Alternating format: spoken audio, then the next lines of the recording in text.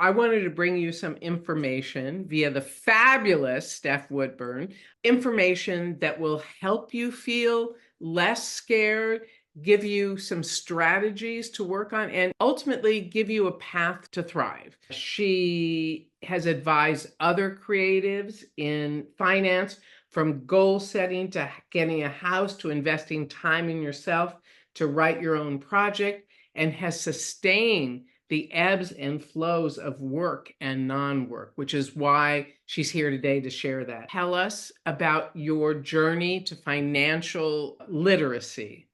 When I graduated college, I had two choices, either go straight for my dreams, or I had randomly gone to a recruiting event at the business school because they had good food at this business event. And I saw a presentation and I was like, oh, they sold me on creativity and business together. I was like, oh, that sounds good. I'll apply for that. Ended up getting that job. And then I started in business on the entertainment and tech side. I worked in consulting. So there you give advice to a variety of businesses. You learn about a bunch of industries.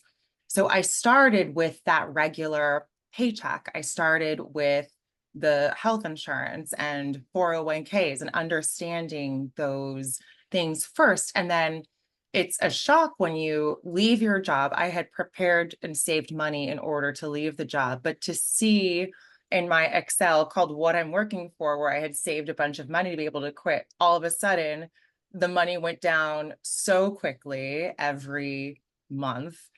And I made $200 the first year that I quit to go for my dreams. And I've had $100 in my bank account before. Those times between work can be so, so stressful. When friends ask me how I'm doing, I would burst into tears. So I just want others to be able to go for their dreams and to feel confident, supported, because you can set up this stability for yourself, especially if you start working. This is for people who are lower level writers in a TV room or have gotten their first feature gig. So you have some income, and how do you make that last for as long as possible so you feel confident in between jobs? It is a tough several years that we've been through. So that's my wish for people watching. We talked about this a little before. Can you tell us about some of the mistakes you made along the way? Yes. Because people learn a lot from mistakes, and Yes. you're doing great now, but mistakes. Oh my gosh, yes. I knew nothing about investing. I thought the best way to learn about investing is just through a trial and error. Just go for it, get the experience, kind of how I approach everything. And I invested in the worst possible times in the stock market, and I invested all at once, not little by little, as you're kind of advised to do, and then lost money there. I invested in crypto at the height of the crypto market. Oh, no. There's things that you can do that they're like, don't do. And then, you're you see peers doing great. You're like, ah, sounds great. What else did I do? I don't do this because I'm way too stressed out to do this, but I've seen friends make purchases that they don't need that then later stress them out. So if you're making money at one time and you spend a lot of that money at once, thinking the job's going to continue and then it doesn't, that's stressful. This is not a mistake, but sometimes there's years I wasn't able to contribute to my 401k. I still wish I had put a little bit in if possible, but some years you can't. So Yeah. yeah. Okay. Thank you. Thank you for sharing that. Love the crypto. Love the crypto. You weren't alone with that. Why is learning to manage your money so important right now? The creative industry, as you all know, has gone through a rough time in the last 5 years. We've had the pandemic, which shut a bunch of production and a bunch of purchases and a bunch of everything down. We've had the agents strike where people were leaving their agents. And we had the WGA and SAG strike, of course, last year, which then has a ripple effect on this year. And if you didn't have a job before the strike to come back to, I don't know many people who got new jobs after that. Anyone, Stephanie, I that got a actually, new job? No. I know one co-EP from my show that got staffed on a new show. Other than that, I don't know. So yeah. Okay. You have 5 tips to Yes. survive financially. What's the first tip? My first one would be to track your income. The first tip is to track your income and expenditures each month. Mostly you want to see how much you spend in a month, whether you have income from a small job or no income because you're between writing jobs, but basically how much do you spend each month, and then know how much you need to live each year.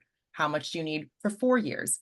I know someone who left finance to go for her dreams in writing. She had saved 10 years of money. That is not normal. I have never saved 10 years. So at least know how much runway you have. I can not have a job for X months. On the flip positive side of this, let's say you're working a lot, you can buy your freedom. I want to spend time developing, or I want to spend time writing my own feature or my own materials and invest that time in myself.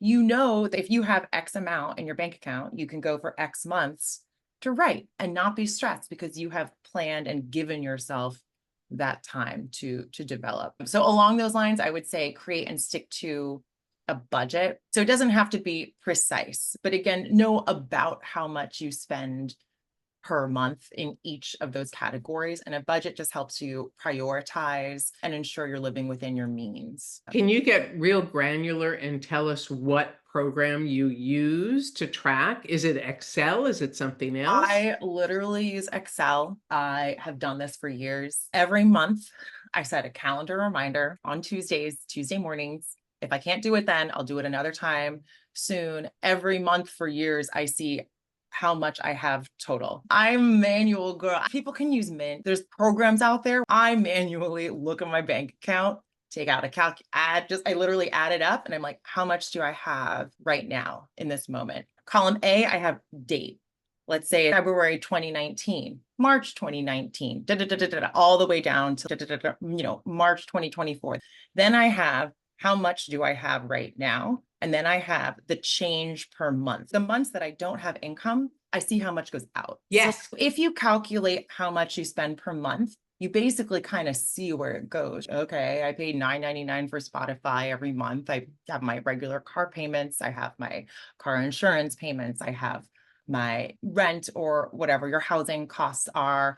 I buy X amount of coffee, which I usually make at home. You see just small things. When you track it, you start to think about, okay, I worked a business job in Midtown Manhattan. I brought my lunch every day because that was $2 in lunch versus buying a $15 vegetarian salad that wasn't very good. And that's saving $13 a day. And then over time, that's several $100 a month. And then adding that up per year, it all helps towards going for your dream. But basically knowing how much goes out each month. And then if you have a side job, which we'll get to, how much comes in. All of this is just to know your runway. If you are a small business, you need to know your runway. How much time do I have left with no income right now? Right. And you are a small business as writers, and we've talked about it. Yeah. Your writing career is your business. I think you're talking about clarity for the present and clarity for the future. Yes, getting really clear. Because when you don't have that, that's where the anxiety comes. Like, I don't know if I'm okay. And then when you're like, I am okay, here's a tangible number I have, a tangible number that goes out each month. My head might be spinning these stories of why I'm not okay, but when I see the facts, I am okay. Great. Yeah. So that's tip one. What is tip two? My second tip is to save, but basically it's don't live outside of your means. Don't spend more just because you make more. So when you go from making not much money to making more per week, some people think, oh my God, now's the time to get a big apartment, 2 or 3 bedroom. I buy whatever I want because I'm rich now. That is going to not set you up well for the months of the pandemics or the strikes. That's going to cause you more stress later. Lifestyle inflation happens when people don't keep their expenses lower than their overall average income. You want to recognize that your job might be 10 weeks, 20 weeks, or 40 weeks. Look at the contract, look at how much you are making total. That might be your only job for another year. If there's a strike or a pandemic, it might be 2 or 3 years. So average that over. Or in my case, you might think you're coming back to a show and then it gets canceled. So everyone can relate to these things.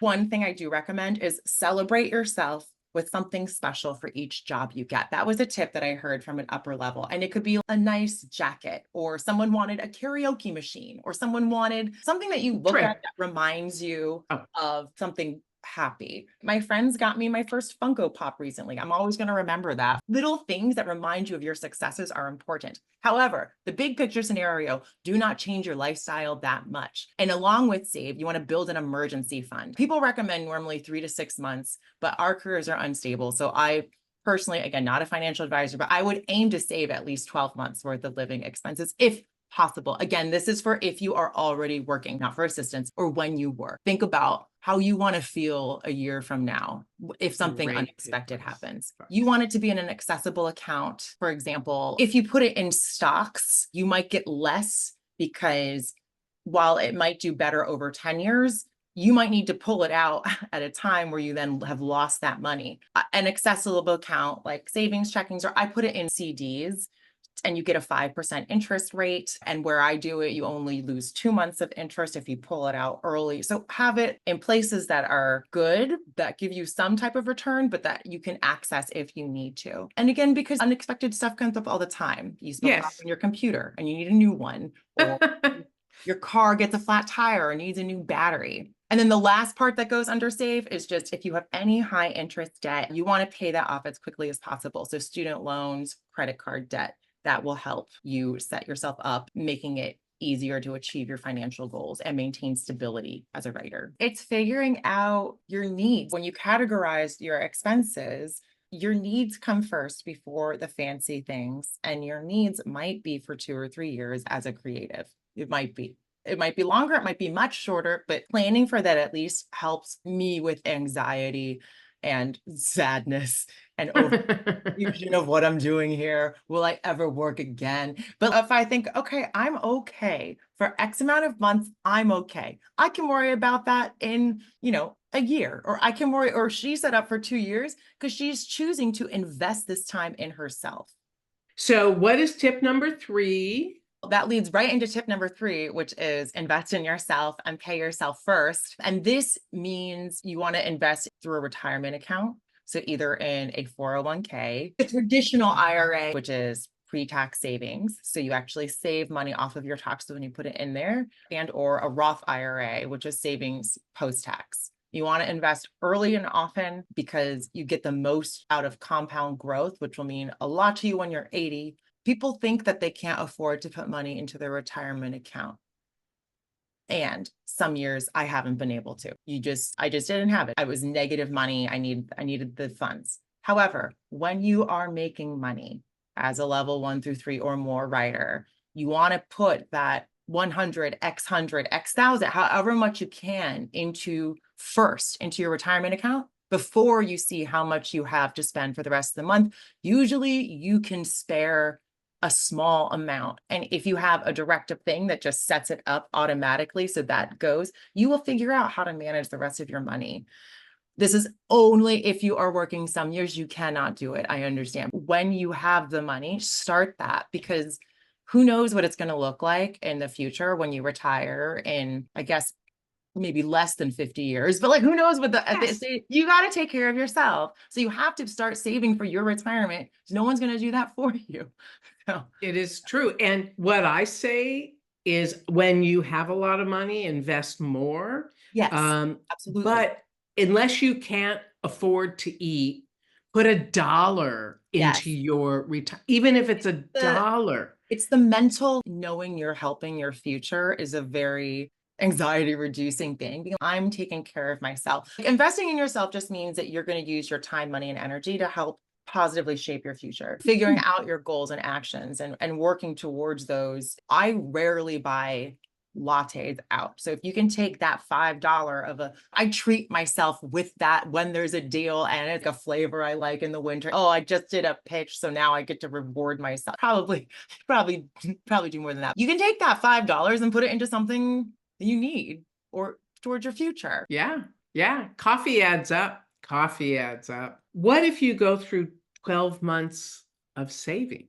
Yes. The 4th tip I would say is aim to have a small side job so you can always support yourself, so you do not feel desperate. I think it is important. If you only do writing or you only do performing or directing, you are standing on a ball because you are expecting this ball to be your pillar of stability, but it's not. The industry is out of your control. You cannot control all of these things that happen here. You want a few pillars so that even if this ball is strikes, blah, blah, industry, da, da, da, you have something else to stand on so you don't feel you're trying to stand on a ball. That's a great analogy. And will you tell us some of your side hustles and other people you know side hustles? Absolutely, absolutely. You mentioned video game playing, hosting. I teach screenwriting. That's a way of being able to take the skills that you have, apply it, and help other people with it. You feel good about it. You're also improving your craft as you continuously teach it. They say, what is it? See one, do one, teach one. And then that's where you really help. I've done podcast writing. I know a lot of writers who have done that too. I've worked at a rock climbing wall. I've sold spa packages in Times Square. I crashed martinis at Brooke Shields' feet at a party when it was an 80s themed. A roller skater ran into me, and martinis are very hard to balance, and a lot of small jobs. One of my favorite was shoe valeting at a Chinese New Year party where I took people's warm shoes. I had them check it in, put it here, and I gave them a ticket. I got to take Aquafina shoes, Jimmy O Yang shoes, people who didn't want to give me their very expensive shoes. I love it. This is after I did 2 fellowships, and they're like, you're too good for this. I'm like, no, I'm not. Give me your shoes. It's my job. I say yes to the $100, $125 jobs all the time. You never know. So having a small thing, I'm trying something new right now. I'm playing Baldur's Gate on my stream. You could be an Uber driver. You could just have something else that you don't feel the weight of the world on you if you have no job. That is great advice. So what is tip number 5? Tip number 5 is have a dream financial goal you're working towards. Well, talk about that. So why should you have a dream financial goal? It is because we dream about creating TV, creating episodes, spreading messages, creating a vision, creating story, creating a feature, sharing that. Why not apply that same dream mentality to your goal and a vision of your finances? Financial dreams are ways to achieve your life dreams. For example, you can have a $10,000 travel fund, or you want to save for a down payment for a house, or money for that short film, or a super, super indie feature film, or your kid's 529, which is a savings plan for kids' educational future. You can use this towards anything you want. Take that month-long trip to Paris to write, go to China and live with a family, begin learning Chinese, climb Machu Picchu, to do something, but it empowers you to take control over your own life and not let the market dictate what your dreams should be. Have a financial dream and goal for yourself. When you have a goal, you'll work towards it. I had fears and other things happening. I hit the financial goal and then it's not enough. I got to do more. And then having that is a tangible way to be, okay, I know I'm going towards something. I am safe. It's a lot of that is just about managing the mindset of being a writer or a creative. I love that. And I have some woo-woo stuff for you guys if you're into woo-woo. I know people, maybe me, I don't know, maybe, who have a vision board. I have vision boards right and left. I have so many. I have to hide them in my closet when people come home. I know, right? Right. That house, that trip, that car, that security, that money in the bank. Get a picture of their bank balance. That's what you want. $1.5 million. Do you know what I mean? I wrote myself a check for $1 million and I signed it from studio. Pay to the order of Stef Mah Woodburn, $1 million for script. I love it. Have a visual image that you keep around so you remember what your dream is. Humans respond well to that visually. Most of us are very visual. Yeah. Here's another one. You don't have to do this. I happen to do this, which is get a Kleenex box, the square ones that you've already used up. Yeah. Decorate it if you're a crafty person. Put $1 into it, along with that visual images. Get one that you keep in front and one in there, and just send energy there. Do you know what I mean? I love it. Yes. You're like, I am consciously putting this energy towards this. Yeah, I love it. I've got an example. I said some people do it. I do it. Let me get it for you. Hold on. I would love to see it. I love it. That's beautiful. That's beautiful, Carole. Isn't that so? And then have Play you next had any box. of those wishes come true? Those like money? Absolutely. It was freaky how many Yes. things. There was something I wanted to do and I never had enough money for it. And I used a box and I put in what I wanted. And then literally within 2 months, I went, oh, that's the money came in. So I Yes. believe that. I agree. So people are like, money is just energy. It's energy Right. passing back and forth. And when you're putting energy towards your vision or towards someone else when in a tip, and we all do this for our writing. So why not also do it to help take care of yourself, get you your dreams? I love it. Yeah. Well, let's thank Stephanie. Yay. You all are amazing. And I'm so glad that you want to improve your financial prowess. Yeah. Do you have time for some questions? Absolutely. I have, yeah, as much time as you need. Okay. Oh, wait, talk about your accountant, because a lot of people said, do I need an S-Corp? Do I incorporate? How do I do that? When do I do that? Yes. So What I will say is I probably started my LLC too early. First of all, I don't know that studios do businesses with LLCs. I started an LLC and I had to change it to an S-Corp because my lawyers were like, they really don't do deals with LLCs. They do deals with S-Corp. So I think it has to be an S-Corp. And I had to change mine yes, to an S-Corp. You will have to pay $800 every year, whether or not you're making money, to have your S-Corp. And if you have an S-Corp, you also need a payroll. So you're going to have to pay a fee per month for that payroll. So do not do it until you are making good money. I know some people say there's a dollar amount or whatever, but just until you are okay with actually managing that, I don't know that you will need one. What I do recommend to set up that LLC or S-Corp, your lawyers can help you. So an entertainment lawyer, ask them. You can also look stuff up on your own on LegalZoom. I did my own by working with a friend who used to be an accountant, and I just did a ton of research, and it's many hours. I say honestly, it might be better just to have a professional help you set it up. And then for an accountant is someone who, you know what, they deserve that holiday gift at the end of the year. They could do so much good for you. I do recommend having your taxes managed by an accountant, at least for 1 year, to at least learn how to do it, because there's various things are different for creatives and you're your own company. I love my accountant. I'm happy to share her email. I can either put it in chat. Her name is Beth Stoker. I've shopped around, talked to a bunch of people, and she has great rates, very fair. And what I love about her is she took time to have coffee with me and explain everything. Every question I have, she calls me back and explains, or emails me back in detail. That is what you really want, is someone who explains the stuff to you so you know what's going on. But yeah, that's what I have to say about S-Corps. And I'm going to do the disclaimer again. Stephanie is not a financial manager. financial. Find a financial advisor. Don't deal with your money just based on today's half-hour presentation. Stephanie, you're a goddess. You're a financial goddess. Thank you so much. Absolutely. Thank you so much for having me, Carole. And I hope everyone gets their financial dreams and goals. And all of that to say, it helps me feel more confident in my abilities to survive and thrive as a writer. Hope it helps.